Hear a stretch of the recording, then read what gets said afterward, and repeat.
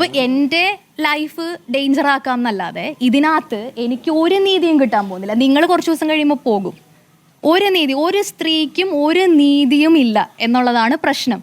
അതുകൊണ്ടാണ് ഞാൻ പറയുന്നത് ജനപ്രതിനിധികളെ തിരഞ്ഞെടുക്കുമ്പോൾ അറ്റ്ലീസ്റ്റ് സ്ത്രീകളൊന്ന് ശ്രദ്ധിക്കണം. കാരണം നമ്മൾ ഇത്രയും പോപ്പുലേഷൻ ഉണ്ടായിട്ട് പോലും നമ്മൾ തിരഞ്ഞെടുത്ത് വെച്ചിരിക്കുന്നത് ആരൊക്കെയാണ് എന്നൊന്ന് ചിന്തിക്കുന്നതല്ല.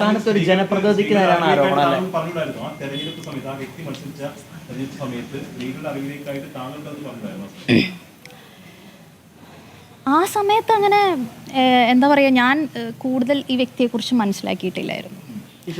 ഞാൻ വിചാരിച്ചത് ചെറിയ സംസ്ഥാനത്ത് ഒരു ജനപ്രതിനിധിക്ക് നേരെയാണോ ഈ ആരോപണം? ഞാനത് പറഞ്ഞല്ലോ, ഞാനത് പേരെടുത്ത് പറയുന്നില്ല. എന്ന ആറ്റിറ്റ്യൂഡാണ്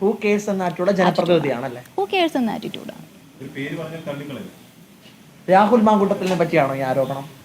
നോ കമന്റ്സ്. ഇത് ഏറ്റവും ഒടുവിൽ ഇദ്ദേഹത്തിൽ നിന്ന് എപ്പോഴാണ് ഇങ്ങനെ ഒരു മെസ്സേജ് വന്നത്? ഏറ്റവും ഒടുവിൽ വന്നത് ഫെബ്രുവരി സമയത്തായിരുന്നു. അതായത് ഈ വർഷം. അപ്പോൾ ഈ വർഷവും സമാനമായിരുന്നു. 3 വർഷം മുമ്പുണ്ടായിരുന്ന അതേ ആറ്റിറ്റ്യൂഡ് തന്നെയായിരുന്നു ആൾക്ക് ഈ വർഷം. അതെ, എങ്ങനെയെങ്കിലും പതിയെ അയാളുടെ ഇംഗിതത്തിലേക്ക് എത്തിക്കുക എന്നുള്ള രീതിയിൽ പല രീതിയിൽ സോഫ്റ്റ് ആയിട്ട് സംസാരിക്കുക, സൗഹൃദത്തിൽ സംസാരിക്കുക, എപ്പോഴെങ്കിലും വരുമ്പോൾ കാണാം നമ്മൾ സൗഹൃദമാണ് എന്നൊക്കെ പറഞ്ഞ് നമ്മളെ അതിലേക്ക് എത്തിച്ച് ആ വ്യക്തിയുടെ ഒരു പ്രൈവറ്റ് ഇതിലേക്ക് എത്തിക്കാനുള്ള പല ശ്രമങ്ങളും പല രീതിയിലും നടന്നിട്ടുണ്ട്. ഈ ഫെബ്രുവരിയിലും ഇതേ രീതിയിൽ തന്നെയാണോ നേരിട്ട് കാണാമെന്ന് പറഞ്ഞാണോ പോസ്റ്റ് ഇടുന്നുണ്ടായിരുന്നു വീണ്ടും ഉണ്ടായത്? ഈ ഇന്റർവ്യൂവിൽ ഇത് പറയാൻ കാരണമേ കൂടുതൽ ഇപ്പോൾ പിന്നീട് പറഞ്ഞത് കൂടുതൽ വിക്ടിംസ് ഉണ്ട് എന്ന തിരിച്ചറിവൊക്കെ വന്നപ്പോഴാണോ? അതെ, ഞാൻ ആദ്യ സമയങ്ങളിൽ ഞാൻ അങ്ങനെ ഇതൊരു ചെറിയ കാര്യമായിട്ട് മാത്രമേ കണ്ടിട്ടുള്ളൂ. കാരണം ചില പുരുഷന്മാരൊക്കെ ഇങ്ങനെ സ്ത്രീകളോട് ചിലപ്പോൾ ഇങ്ങനെ പറയുന്നതൊക്കെ ഇപ്പോഴത്തെ കാലത്ത് അതൊന്നും ഒരു വലിയ ഇഷ്യൂ ആയിട്ട് നമ്മൾ ആരും കാണുന്നില്ല. അപ്പം അതുകൊണ്ട് ഞാനിത് ഉപദേശിച്ചും വയർ ചെയ്തും ഒക്കെ അങ്ങനെ നിർത്തി ഞാനത് വലിയ കാര്യമായിട്ട് എടുത്തില്ല. പക്ഷെ പിന്നീട് ഇത്തരം വാർത്തകളൊക്കെ വന്നു കഴിഞ്ഞപ്പോൾ ഇതൊരു ഈ പറഞ്ഞ പോലെ ഹാബിച്വൽ ഒഫൻഡർ ആണ്. ഈവൻ പ്രസ്ഥാനത്തിൻ്റെ അകത്തുള്ളവർക്ക് പോലും ഈ പ്രശ്നങ്ങളുണ്ട്, അതിനകത്തുള്ള സ്ത്രീകൾക്ക് പോലും പ്രശ്നങ്ങളുണ്ട് എന്നുള്ളതാണ് പറയുന്നത്. അതുകൊണ്ട് ആരും ഇത് ടേക്കപ്പ് ചെയ്യുന്നില്ല.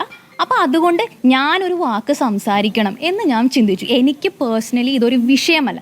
കാരണം ഞാനത് നേരിട്ടൊരു വ്യക്തിയാണ്. എന്നോട് മോശമായി പെരുമാറിയപ്പോൾ ഞാൻ ശരിക്കും നേരിട്ടു. അതെ, ഇപ്പൊ ഞാൻ ഇരകളായി പോകുന്നുണ്ട് എന്നുള്ള ദുഃഖത്തിലാണ് ഞാൻ തുറന്നു പറയുന്നത്.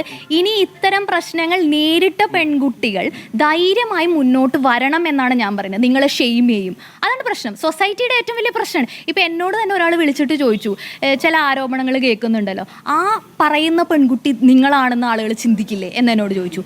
അപ്പൊ ഞാൻ പറഞ്ഞു, അതായത് നമ്മൾ അങ്ങനെ, അതായത് ഒരു സ്ത്രീ തുറന്നു പറയുമ്പോൾ അവൾക്ക് പലതും സംഭവിച്ചിട്ടുണ്ടാവും, അവളുടെ ചാരിത്രം നഷ്ടപ്പെട്ടിട്ടുണ്ടാവും. ആ രീതിയിൽ സമൂഹം അതിനെ പറയും. അതും സ്ത്രീകൾ ഭയക്കുന്നുണ്ട്. അപ്പോൾ സ്ത്രീകൾക്ക് തുറന്നു പറയാൻ വലിയൊരു ഭയം ഉണ്ടാകുന്നുണ്ട്. ഒരുപാട് പേരുണ്ട്. അപ്പോൾ ഒരു ഷെയിം, സ്ത്രീക്ക് നേരെ ഒരു ഷെയിം വരുവാണ്. അതേസമയം ഇത് ചെയ്യുന്ന പുരുഷന് മിടുക്കൻ, അവൻ്റെ മിടുക്ക്. എന്നോട് ഇതിൽ തന്നെ ഒരാൾ എൻ്റെ അടുത്ത്, ഒരു പ്രധാനപ്പെട്ട ഒരു വ്യക്തി തന്നെ എൻ്റെ അടുത്ത് പറഞ്ഞു, ഇത് അവൻ്റെ മിടുക്കായിട്ട് മാത്രമേ കാണാൻ സാധിക്കൂവെന്ന്.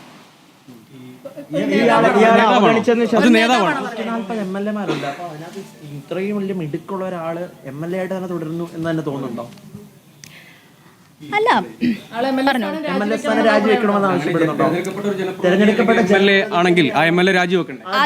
അത് തീരുമാനിക്കേണ്ടത് ആ പറയുന്ന പ്രസ്ഥാനമാണ്. അവർക്ക് ധാർമ്മികതയുണ്ടെങ്കിൽ, ഇനിയെങ്കിലും അതുണ്ടെങ്കിൽ. ഒരുപാട് സ്ത്രീകൾ പരാതിപ്പെട്ട് കഴിഞ്ഞു, ഒരുപാട് സ്ത്രീകൾ മുന്നോട്ട് വന്നു. ഇപ്പോൾ ഞാൻ ഒരാൾ ഈ മാധ്യമങ്ങളുടെ മുന്നിൽ എൻ്റെ തന്നെ ലൈഫ് ഡേഞ്ചറാക്കിക്കൊണ്ട് പറയാണ്. ഇനിയെങ്കിലും ആ പ്രസ്ഥാനമാണ് ചിന്തിക്കേണ്ടത്. ഞാൻ അതിനെക്കുറിച്ച് ഒന്നും പറയുന്നില്ല.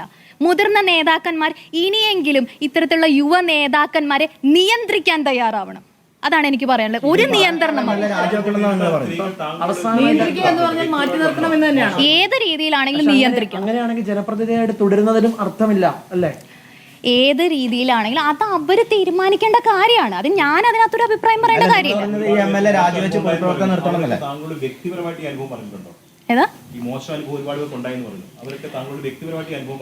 എന്റെ അടുത്ത് പല ആൾക്കാരും പല രീതിയിൽ പറഞ്ഞിട്ടുണ്ട് ഇതിനെക്കുറിച്ച്. സുഹൃത്തുക്കൾ വഴി പറഞ്ഞിട്ടുണ്ടോ? സുഹൃത്തുക്കൾ വഴി.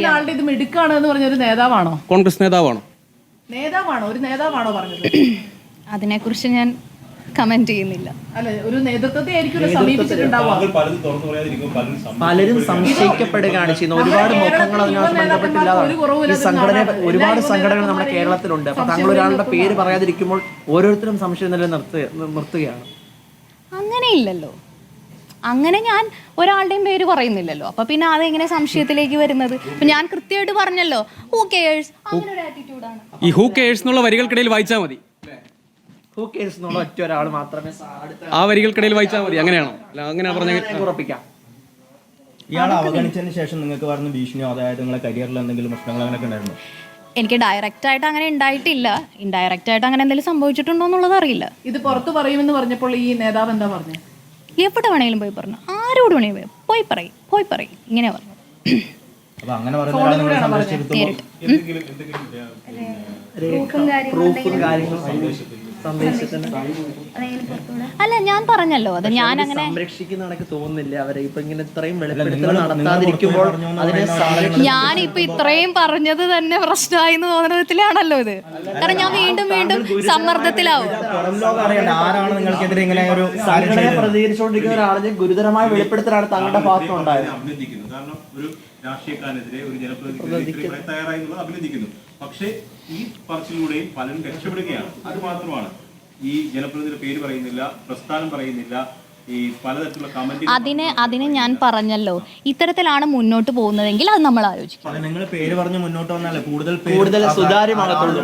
കാരണം അദ്ദേഹത്തെ സംഘടനയിൽ നിന്ന് മാറ്റി നിർത്തണമെങ്കിൽ, ജനപ്രതിനിധിയെ മാറ്റി നിർത്തണമെങ്കിൽ താങ്കളുടെ പ്രതികരണമല്ലേ സുതാര്യമായി മാറേണ്ടത്. അതാണ് ഞാൻ പറഞ്ഞത്. ഇത്തരത്തിലാണെങ്കിൽ അത് നമ്മൾ ആലോചിച്ച് ചെയ്യാവുന്ന കാര്യങ്ങളല്ലോ. നമ്മൾ ആലോചിക്കുക എന്താന്നുള്ളത്. ഇതിപ്പോൾ പല നേതാക്കന്മാരും പിതൃതുല്യനാണ് എന്നൊക്കെ പറഞ്ഞു. അപ്പോൾ ഇവരോടൊക്കെ ഈ പ്രശ്നം ഉന്നയിക്കുകയും ചെയ്തു. അവരിൽ നിന്നുള്ള മറുപടി കേട്ടിട്ട് അവരിലുള്ള വിശ്വാസം നഷ്ടപ്പെട്ടോ? പല വിഗ്രഹങ്ങളും ഉടഞ്ഞുപോയി, ഉടഞ്ഞു വീഴും, ഉറപ്പിച്ചു.